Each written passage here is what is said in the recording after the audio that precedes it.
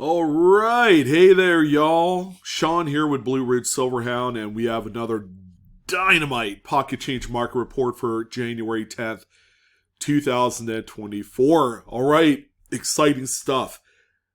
Any day now, we should see some brand new coinage bearing the date 2024. This is going to be a very important next 7 days, as a lot of people are going to begin to see some of these coins circulate. Now, where the big money lies in this has to be in the sealed bank boxes and rolls that you can get from the bank right around this time. The first folks that are able to get those and then send them off to eBay, which is kind of like my favorite thing seeing every year, you're going to be the beneficiary of a whole lot of money coming your way. So this next 7 days is going to be crucial for those of you that have great relationships with your banking staff. I suggest you kind of turn on the heat a little bit, maybe throw a few Starbucks gift cards their way, if you know what I mean, just so you could get your hands on some of these. The Lincoln Cent box has always been the big one. That's the big chaser here in the month of January. So look out for that. It should be a lot of fun. And I will keep you guys updated how much those go for when and if. It's not a matter of if, but when they shoot on to eBay and collect a really big sale. All right, so we have a pretty nice selection of coins. Some that I haven't talked about in quite a while. You're going to find that especially quarters kind of make a little bit of an impact here this week. A couple really nice finds, kind of telling everybody that, hey, we are still relevant in the annals of pocket change. And if you're not looking through your quarters, you might be missing out. Both Philadelphia and Denver minted coins are representative of a lot of serious finds. So we have a few of them to talk about today. Keep an eye out for those. Along with a myriad of different other coins that you could find out in the wild today, whether you're an avid roll hunter, picking up rolls for the bank, going through them, finding some of these gems in the rough, or maybe cherry picking something really nice, a variety at a coin show or a shop. It's another great way to take advantage of this market that we're in right now. I see big things in 2024. We're still very young into this new year, and but just in the blink of an eye, 10 days have passed since New Year's, and it seemed like it was just a blur. So we're going to slow things down here a little bit in this show. We're going to talk about these coins. Again, the narrative never changes. We don't typically bring up graded coins. Why grade these when they sell for themselves? Keep the money in your pocket. And the photos that you're going to see here, you're going to get the best and worst photos.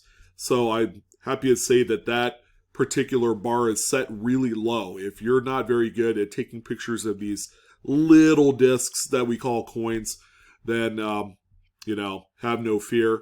You should do okay after you look at some of these photos. All right, so we're going to jump in. We don't have any whatnot notifications to let you know. I do have a show on Friday.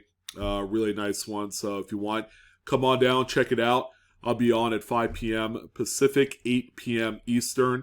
And then we're going to have more shows throughout the month of January. Thank you guys again for all of your views and support. And let's see what we have here. All right, so this coin right here is an 1847 braided hair large set. Very unlikely that you'll ever find one of these in change unless it's hiding in a roll of quarters, perhaps, because it's about that size, if not maybe a little bit bigger. But if you're at a coin show and you're looking for something reasonable to cherry pick that's not going to cost you an arm and a leg, then this is a great series to look for. Varieties, a lot of die marriages. There's a lot of interesting coins and a lot of rarities too that you can find in these braided hair coins. So this one right here is an 1847. This one is a repunch date. When we look up close here, you can see a repunching of each one of the numbers. Bottom left corner of every digit in the date, showing that nice repunching. Back in the day when the mint employees were punching in each number of the date independently onto the working die, which they don't do that anymore. That's all part of the original hub, the design. And, things were ran a little bit differently 150 years ago compared to what they are today. So repunch dates on large cents are quite valuable. And you can also find this phenomenon on much later dated coins like Indian head cents and Morgan dollars and things like that. So pretty neat one here. You can tell the condition of the coin isn't the greatest. I would say it's a fine to maybe a low end VF. This one sold for $39.99 with 17 bids. The next one that we have here is one that I've covered before, and yet these are still floating around out there for you guys to find. This is the John Adams Presidential Dollar. These are dated from 2007, and we are going to be looking at the Philadelphia minted coins up closely, because you might be able to find one of these John Adams with the doubled edge lettering like you see here. It's really quite dramatic, and the moment that I first saw these long time ago, it's 17 years ago when these things first released, I thought this was kind of like the most magical thing I've ever seen in my life because of just how crazy looking it is. You'll only find this on the Philadelphia minted examples, and there are a few different presidents that have this doubled edge lettering. The John Adams is the most common out of the bunch. And this one sold for $24.55 with 9 bids. So not too bad. These things got down to as low as $10 a few years back, but they've since rebounded very nicely. I would say the dramatic nature of the doubled edge lettering really has catapulted this one back into the not so obscure scene. So that's good to see. The next one that we have here, the first quarter on the list, should always be one that's very high on your list. This is the Tuskegee Airmen National Park Quarter. This is indeed the final release of the National Park Quarter. And this one right here has what we call the burning building strike through. All right, you can see that on the reverse there. The Tuskegee Airmen headquarters has what appears to be an explosive flame thing happening right on the building. So this is actually a field restricted strike through is the technical name for this. That's where the feeder finger makes contact with the surface of the die. And there's always some sort of amount of grease involved here, and the grease is shifted around on the surface. Normally these will be accompanied by some feeder finger scrapes. Upon closer magnification you can see those. But nonetheless, this has always been a popular one. Hard to believe that this thing is coming up on 3 years old. But, they are still floating around out there. So this one, still a great sale, $52.20, 10 bids. This represents a coin that you could easily make some money on if you take the time to look at them. As of right now, they're only found on Philadelphia minted examples. There's a little bit of a close-up of that anomaly, which is cratered right into the coin. But yeah, this is a very nice one, and you should always be looking for these. The next one that we have here actually is one that has garnered a lot of attention. There are the real deals, and then there are the pretenders. Unfortunately, this is one of the pretenders right here. It's the 1975D Jefferson nickel. Pretty rough shape. This thing has been around the block. The seller had diagnosed this one as being a misplaced mint mark. And what we do know is the big dog variety of this type has the Denver mint mark that's punched a lot higher than what this one is. This one is a little bit higher, but, you talk to any mint employee and they'll tell you, excuse me, that it's within the tolerance guidelines for mint mark placement on a nickel. So this one right here, kind of a heartbreaker. It ended up selling for $49.99, which in my humble opinion is a vast overpay for something like this. We do have another example that is the real deal that's going to be coming up in the stream later on in this episode. All right, pretty neat one here. We have a $1 silver certificate bearing the series date 1935 D, and yeah, real simple. It's got mismatched serial numbers. So if you look at the fifth number in the digit there, one has a 4, the other has a 9, and yeah, that's all you need. The note itself is in actually really good shape. I'd say it's a pretty nice high-end VF, maybe an XF40. But these mismatches are quite valuable. This one here sold for $412 with 15 bits. A lot of activity, but also at the same time, there's a lot of people that know the value of this type of error. And of course, the extra V Lincolns will continue to be sold and traded, even though the calendar has changed over to 2024. These right here have been the long topic of conversation. Even the grading companies have kind of put their hat in the ring, like, hey, we'll grade these. You know, when someone like Mike Diamond comes forward and says, yeah, this is a pretty neat kind of variety, then, you know, that's all they need to know. And generally, premier examples are the top selling ones. This one has some carbon spots on the coin. Not the best looking example, and there are plenty of them out there that are still in really nice high grade mid state. When you do get these back, you want at least a mid state 65. If it doesn't hit that level, then it's not going to realize the full potential. This is kind of like a flipper's paradise, and it was about 8 months ago when they were first discovered. When you look up close, you can see the little V notch there next to Victor David Brenner's initials. And this particular example, someone scooped it up through Buy It Now for $75.99. And that's a little bit on the high side. Something like this in this condition with the spots normally would be around $30.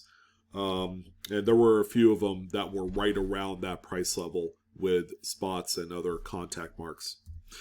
Another neat one here, 1989 Jefferson nickel struck through a later stage cap die, which means that the die was wearing a hat. It was another coin.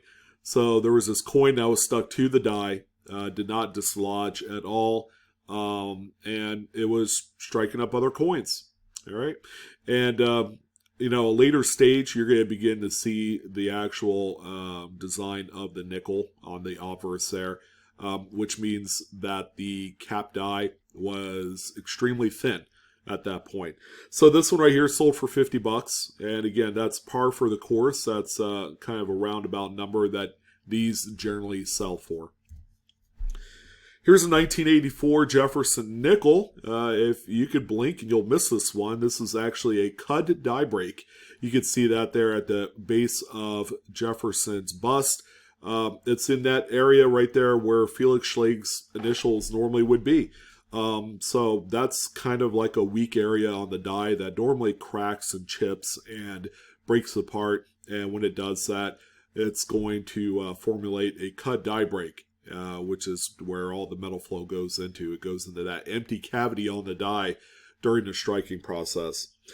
This example here, not the best looking. It's got a fair amount of contact marks and chatter. Did sell for $34.84.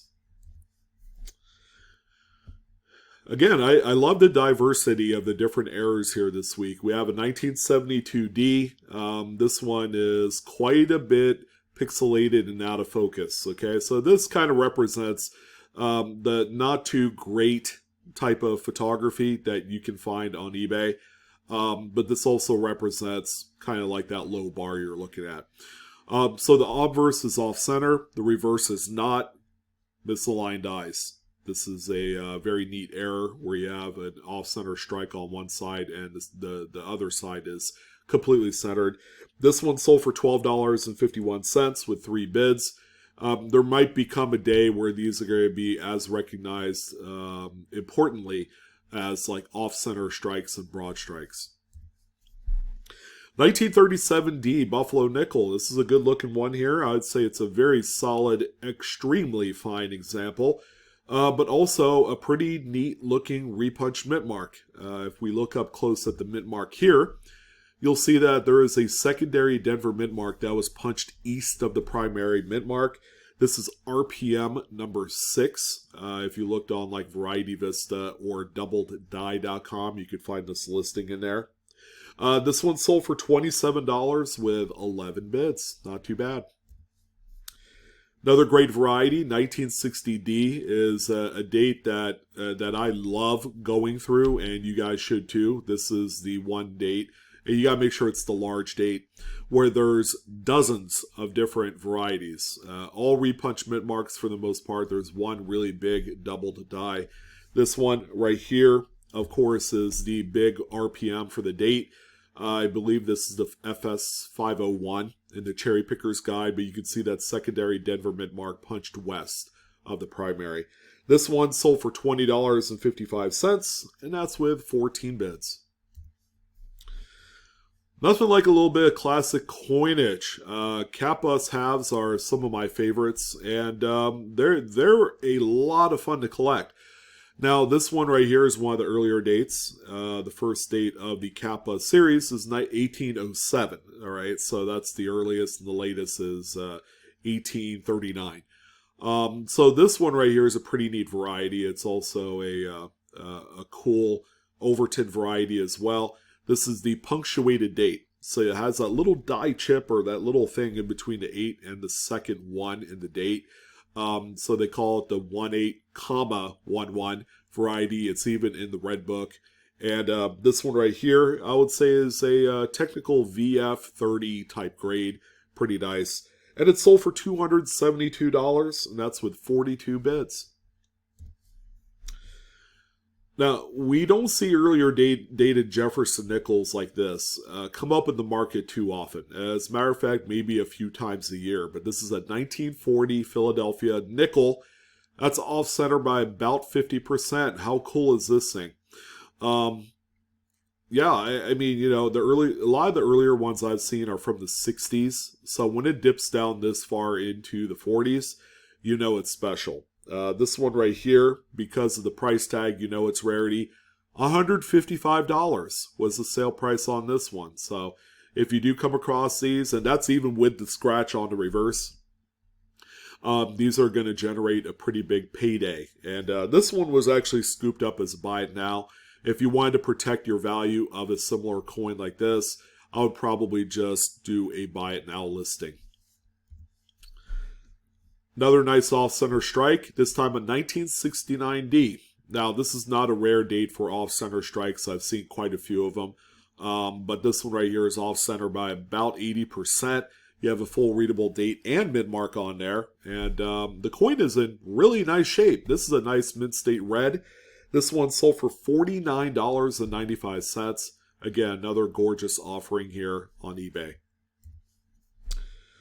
And we haven't had a cut in a little while, other than that Jefferson, that's worth talking about. So here's the 1986 Lincoln Memorial Set. The big, huge cut on top of Lincoln's head says everything you need to know. This is what they call an atheist cut, because it covers up the whole word of God in there. And the word we. The word we is also covered up on this one. So this one right here is sold for $50, you know, which is a fair amount of money for this. I believe a best offer was accepted. So the price tag was, I think, $90 in the beginning, but they allowed offers. This one could have sold for more. Again, in my opinion, it could have sold for more, as the atheist cuds are very, very collectible.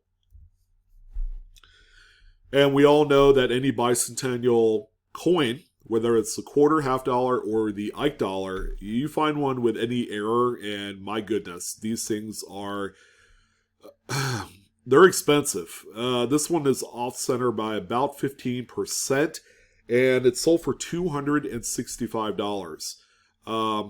Yeah, not too shabby. There's even a few scratches on the obverse right there on Washington's throat. So it's far from the perfect example, but again, bicentennials are incredibly desired with mint errors. And this is kind of a different topic of conversation. We have a really nice key date here. 1912 S, Liberty V nickel, but it has a detached lamination on the reverse. And the seller did mention that this one was cleaned as well, which could be. It does, it doesn't look clean from my eyes, but, if the seller says it's clean, we take them at their word. So what does a minor mint error like this do to a coin that's a key date? Not a whole lot. It doesn't affect the value too much. Might make it a little bit less desirable, as the people that want these for like typesets, they want one that doesn't have errors on it. This one right here ended up selling for $104.49 with 3 bids. So there were a few people in there in the mix that really wanted this coin, even with that lamination. And here's another piece of currency. We have a 1974 $20 bill. This one right here has a partial back-to-front wet ink transfer. So you can see that green there on the top left of the bill. There was a little bit of residual ink from a previous impression, either from like a corner fold in the sheet or just no sheet at all on the impression cylinder prior to the printing. But yeah, pretty cool. Again, this is kind of like on the minor side, but it is a little bit older note here. This one sold for $94.25. Note's in really nice shape, probably an XF or an AU. And here's another quarter, guys, that you guys need to know about, because this one, forgettable. This one has been forgotten a lot of times. It's a 2017 Effigy Mounds National Park quarter. Now, based off of the way the reverse is designed on here, this one is easy to miss. But when you look here above this particular anomaly design, that's a strike through. All right, so if you've seen a few of these and you look at this, it's going to look a lot different. All right, so this is like an effigy of a bird.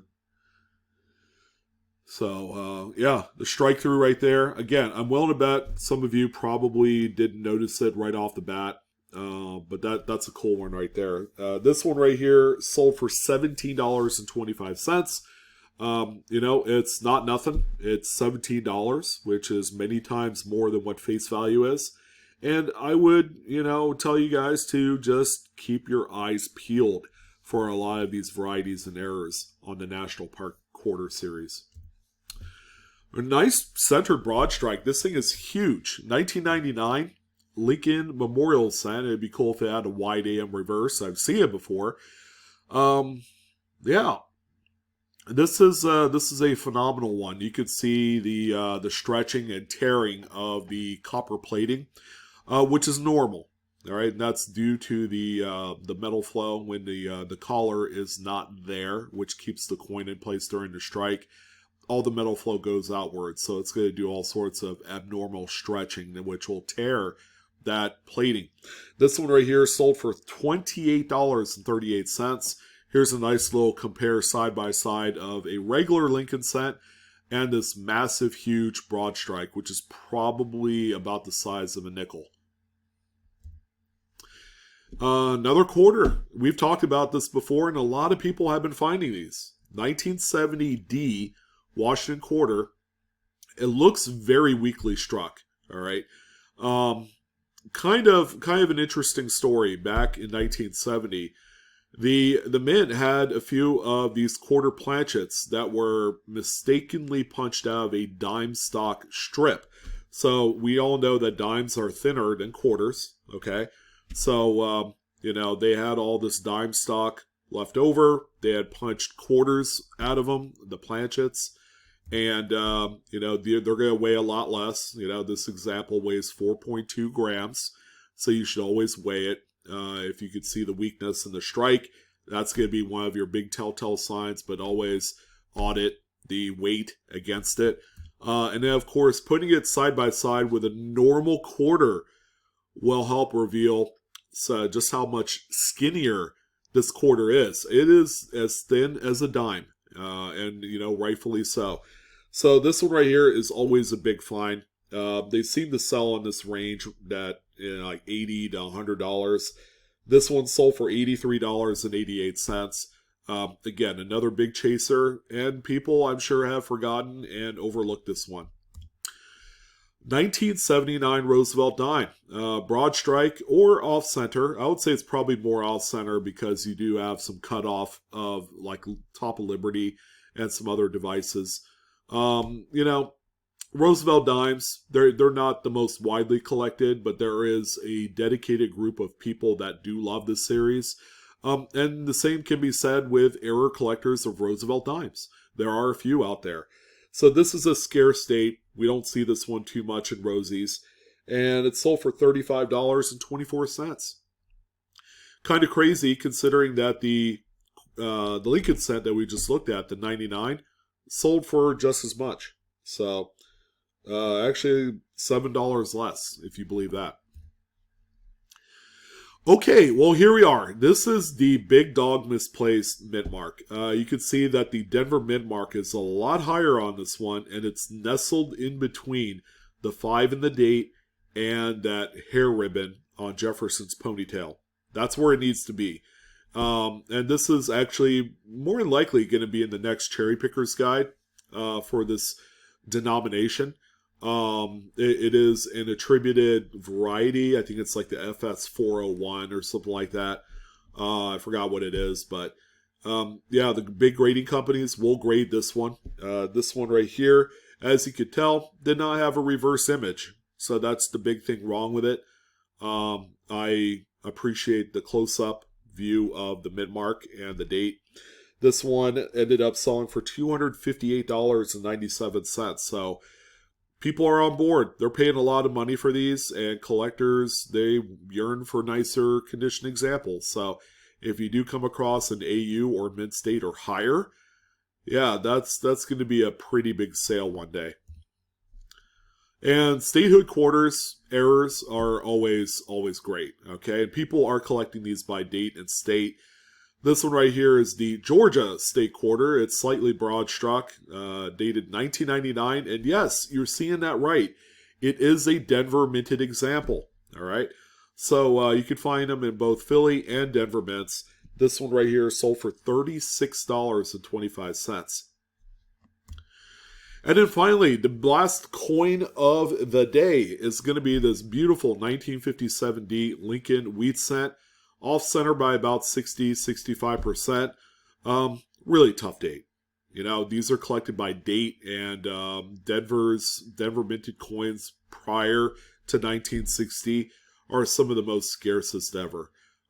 Because the quality is a lot better at the Denver Mint than it is anywhere else. But there's no mistaking this for anything. This is a very marquee type of error, and they are going to be pursued for a long time. So if you do come across one of these at a coin show or at a shop and they're asking way too little money for it, keep in mind these are worth picking up. So this one here sold for a $100 bill, $100, which is a grand sale. I love this coin. It's in great shape. It's a nice even oxidized brown too. Well, that's it, guys. We have come to the end. The video is for entertainment purposes only, not financial advice. Please do collect and grade responsibly. It's the same thing every time. But before I let you guys go, I wanted to formally announce Vault Box Series 5 sold out within 45 minutes this morning. All right, so a lot of people were kind of at arms about the price of this one. $1,249 is not for everyone. It wasn't even for me. That was a lot of money to invest, and I opted to sit out. But I knew it was going to sell out, and sell out it did. They ended up selling through 1,900 total packs or boxes. 1,900 total boxes. And then there's 3 packs per box that houses 1 coin per pack. So, yeah, congratulations to the Vault Box team. That was a really great sale, and we should see some of these being broken online on YouTube, on Whatnot, and various other places as well. And, you know, I wish whoever bought a Vault Box Series 5 some really great luck. There's a lot of big stuff to be found in this product. But that's going to go ahead and wrap things up for this one. I'm your host, Sean, with Blue Ridge Silverhound. I hope you really enjoyed this show as well as I did. You guys take care. Have a wonderful day. Best of luck in your hunts, and I will see you on the next coin video. So long.